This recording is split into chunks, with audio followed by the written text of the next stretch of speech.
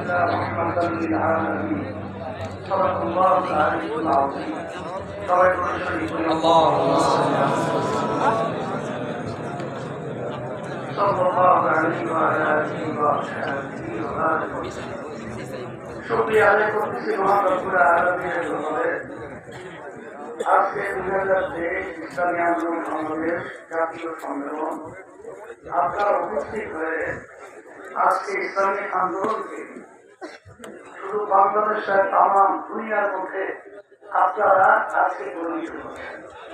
এই জন্য আপনাদের নেতা কর্মী সহ সকলকে আমি বিশেষ করে ধন্যবাদ জানাই। আর বিশেষ করে আজকে আমি সবচেয়ে বড় আনন্দিত আল্লাহ রাব্বুল আলামিন আশরাফুল মাখলুকাত হিসেবে মানুষকে সৃষ্টি করছে। 18,000 কম বেশি মাখলুকাতের ভিতরে সম্মানিত সৃষ্টির সেরা জীব হল মানুষ। কিন্তু আজকে হিংসা, রাজনীতি এবং বিভিন্ন ব্যক্তি, লোক, স্বার্থ উদ্ধার করার জন্য আজকে সুন্দর একটা দেশ বাংলাদেশ, আজকে আমরা যদি আলোচনা করি, আজকে দুঃসাহস বলতে হয় একটা ঘুমের রাজ্যে পরিণত হয়েছে। আজকে মানুষগুলো জেলের ভিতরে কান রাত্র দিন তাদের জীবনকে ওখানে কাটাচ্ছে।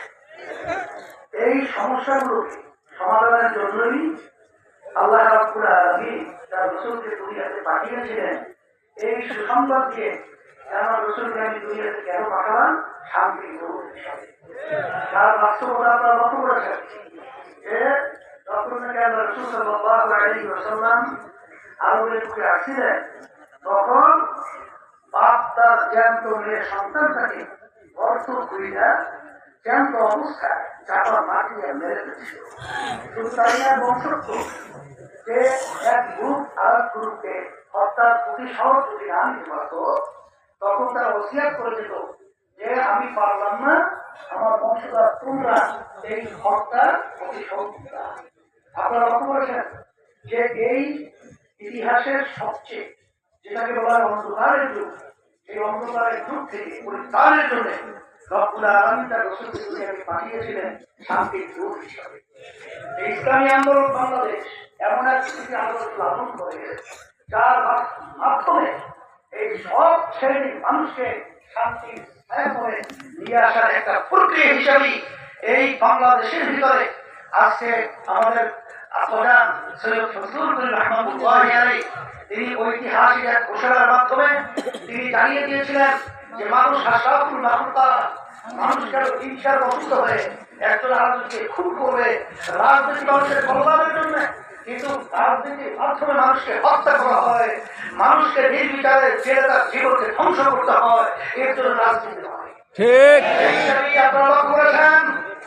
আমি অনেক সময় কথাটা বিভিন্ন জায়গায় বলে থাকি যে যখন নাকি বরিশালে আপনাদের চরমায় আওয়ামী লীগ, বিএনপি সহ যখন সর্বত্র মারামারি কাটাকাটি চলছিল, তখন আমরা খুশিতে কথাটা আপনাদের সামনে এটিও শোনাচ্ছি। আওয়ামী লীগের নেতা বিভিন্ন কায়দায় আশ্রয় স্থল হিসাবে চরমায় তারা বহুদিন পর্যন্ত বসবাস করেছে এবং বিএনপির শত শত নেতা কর্মীরা তারা আশ্রয় স্থল হিসাবে চরমাইকে তারা বেছে নিয়ে ওখানে মাসব্যাপী তারা ওখানে বসবাস করেছে। আপনারা লক্ষ্য করেছেন স্বাধীনতার যুদ্ধে যখন নাকি হিন্দু সহ বিভিন্ন তাদের উপরে বিভিন্ন ধরনের ছিল নির্যাতন ছিল, তখন হিন্দুরা পর্যন্ত শান্তির আশ্রয় হিসাবে চরমাইকে বেছে নিয়েছিল। আপনারা দেখেছেন যে আজকে শান্তির যে দূত চরমাই থেকে আল্লাহ রাব্বুল আলামিন কবুল করেছেন, তার বাস্তবতা হলো আজকে ঐতিহাসিক শতাব্দী উত্তরে আজকে দলমত নির্বিশেষে বাংলাদেশের সমস্ত রাজনৈতিক নেতারা উপস্থিত হয়। আমি আজকে গর্বিত, আপনাদেরকে ধন্যবাদ জানাই।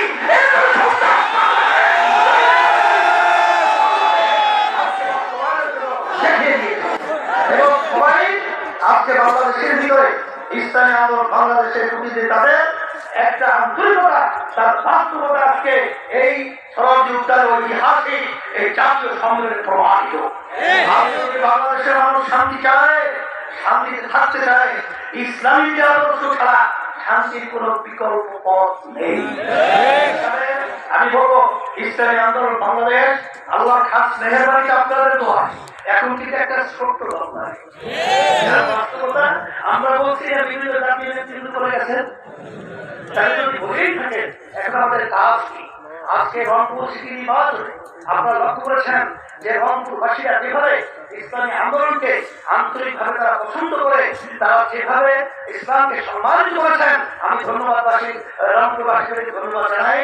এবং সাথে সাথে আমি আজকে আমাদের তৃণমূল পর্যায়ে যারা নেতা কর্মীরা রয়েছেন, আপনারা আজকে যদি বসে থাকেন, যদি জমি খালি থাকে, সেখানে কিন্তু আকাশের নয়, সেই আকাশকে দূর করার জন্য এই ইসলাম নামক শান্তির বীজকে আমাদের ব্যক্তি পর্যায় পর্যন্ত আমাদের গ্রহণ করতে হবে। সবাই রাজি আছেন? আমাদের আসলে এখন সব বিভিন্ন দায়িত্ব বলছেন যে আমাদের ওয়ার্ড পর্যায়ে সহ বিভিন্ন পর্যায়ে আমরা আমাদের কমিটি সহ সর্বত্র ব্যবস্থা আমরা করবো। আর বিশেষ করে আমি আজকে বাংলাদেশে 2023 সালে প্রথম আমাদের প্রধানমন্ত্রী বাংলাদেশ আওয়ামী লীগ সরকার তারা যে শিক্ষানীতি শিক্ষা সিলেবাস তারা বিতরণ করেছে, সেই সিলেবাসের ব্যাপারে আপনারা লক্ষ্য করেছেন যে আজকে বাংলাদেশ ইসলামী আন্দোলন বাংলাদেশ সর্বত্র দিন প্রিয় ইসলাম প্রিয় ধর্মপ্রিয় মানুষ এই শিক্ষা সিলেবাসের বিরোধিতা করেছিল এবং এর মাধ্যমে আমাদের ভবিষ্যৎ প্রজন্মকে নাস্তিক বানাবার প্রক্রিয়া শুরু করেছে। সেই শিক্ষানীতিকে আমরা আজকে এই সম্মেলন থেকে প্রত্যাখ্যান ঘোষণা করছি। যার মধ্যে মানুষ তৈরি হয় এরকম শিক্ষানীতি আমরা বাংলাদেশে চাচ্ছি। ক্লাস 1 থেকে শুরু করে সর্বত্র একেবারে এমএ মাস্টার ডিগ্রি সব ক্লাসে আমাদের শিক্ষানীতি বাস্তবায়ন করতে হবে, ইসলামিক এবং ধর্মীয় শিক্ষানীতি। এটা আমাদের বিশেষ করে আপনাদের কাছে অনুরোধ হলো। আর বিশেষ করে আমার সম্মানিত ওলামায়ে কেরামদের কাছে আমাদের একটা আবেদন থাকবে। সেই আবেদনটা হলো যে আজকে আমরা যুগ যুগ ধরে আপনারা লক্ষ্য করেছেন যে এই বাংলাদেশে আজকে কতটুকু বয়স হইল, আপনার 52 বছর চলছে। এই 52 বছরে আমরা মানে ওলামায়ে কেরাম চিন্তার বিভিন্নতার কারণে আমরা বিভিন্ন সময় বিভিন্ন জোট মহাজোট বিশ্বজনীয় জোটের সঙ্গে জড়িয়ে অনেক সময় আমরা ইসলামের কল্যাণ এবং দেশের কল্যাণ আমরা আশা করছিলাম। কিন্তু আজকে বাস্তবতা হলো যে তাদের মাধ্যমে এই চিন্তা আজকে কিন্তু সেটাই বাস্তবায়ন হয়েছে, প্রকাশ হয়েছে। সেই হিসাবে সম্মানিত ওলামায়ে কেরামদের কাছে আমাদের আবেদন থাকবে যে রাসূল সাল্লাল্লাহু আলাইহি ওয়াসাল্লাম মিশন বাস্তবায়নে মহা জিম্মাদার বহন করছেন সম্মানিত ওলামায়ে কেরাম, এবং আপনাদের ব্যর্থতায় রাসূল সাল্লাল্লাহু আলাইহি ওয়াসাল্লামের রক্তে রাঙ্গানো দিন ক্ষতিগ্রস্ত হচ্ছে। এই অবস্থা আমরা বিগত 2 যুগ ধরে বিভিন্ন রাজনৈতিক পরীক্ষা নিরীক্ষার মাধ্যমে দিয়ে গিয়েছি এবং আপনারা জোট এই মহাজোটের সাথে জড়িয়ে আজকে সব ফলাফল পরিষ্কার হয়েছে। বাস্তব কোনোভাবেই ইসলামের স্বার্থে নয়, তা আজ পরিষ্কার। আসলে আমরা ইসলামকে একক শক্তি হিসাবে গড়ে তুলতে ঐক্যবদ্ধ হই। আমাদের রয়ে গেল। আর সাথে সাথে আপনারা জানেন যে আমরা পুরো বাবা যে আমাদের আজকে দায়িত্বশীলদের করণীয়তা আপনারা তো বোঝেনি। এই দায়িত্বশীলদের বিশেষ করে করণীয় আপনাদের কি, এটা তো আপনারা এখান থেকে আসছেন সংগ্রহে কষ্ট পয়সা খরচ করে এই সমস্ত সময় আপনারা করছেন। ইউনিয়ন কমিটিগুলোকে পূর্ণ মাত্রায় সক্রিয় করে তুলুন। এই আমাদের থেকে আপনাদের কাছে মেসেজ আবার প্রতি ওয়ার্ড কমিটি সক্রিয় তুলে ধরুন, এটা করতে হবে, সক্রিয় করে তুলুন। আর যেখানে ওয়ার্ড কমিটি নাই সেখানে কমিটি গঠন করুন।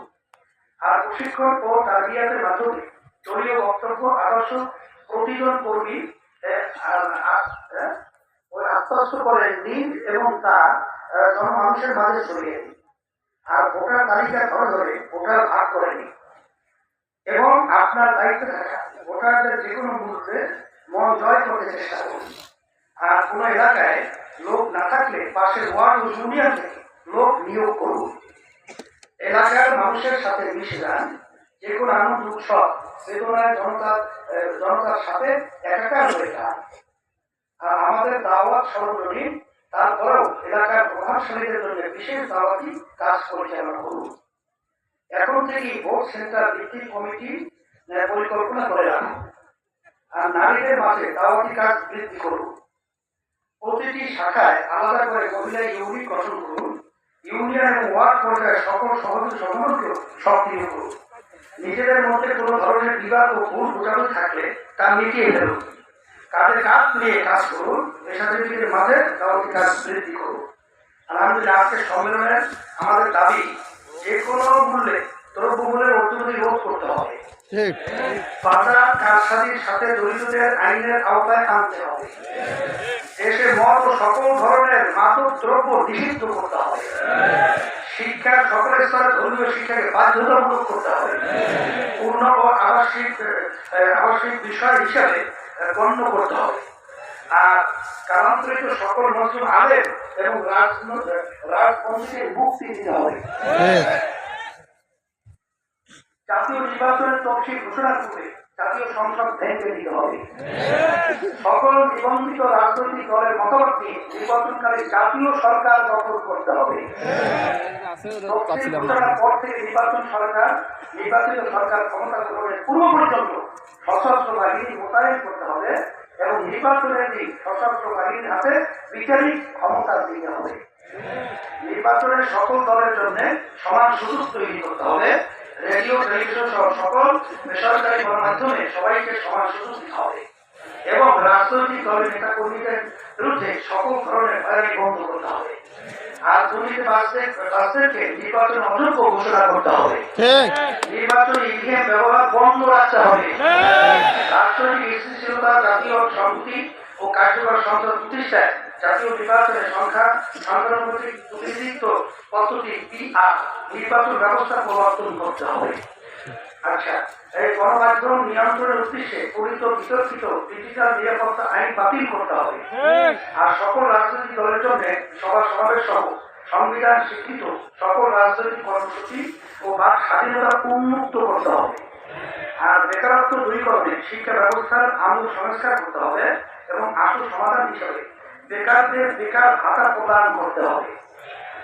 নাগরিকদের খাদ্য, চিকিৎসা, শিক্ষার দায়িত্ব রাষ্ট্রকেই দিতে হবে। দেশি বিদেশি কোন অজুহাতি মৌলিক অধিকার ক্ষতিগ্রস্ত করা যাবে না। এই হলো আমাদের বিশেষ করে আসছে এই পুরো রোহা আল্লাহ রাব্বুল আলামিন সম্মেলনের দিনের জন্য, ইসলামের জন্য, দেশের জন্য, কল্যাণের জন্য আল্লাহ আমিন। আলহামদুলিল্লাহ।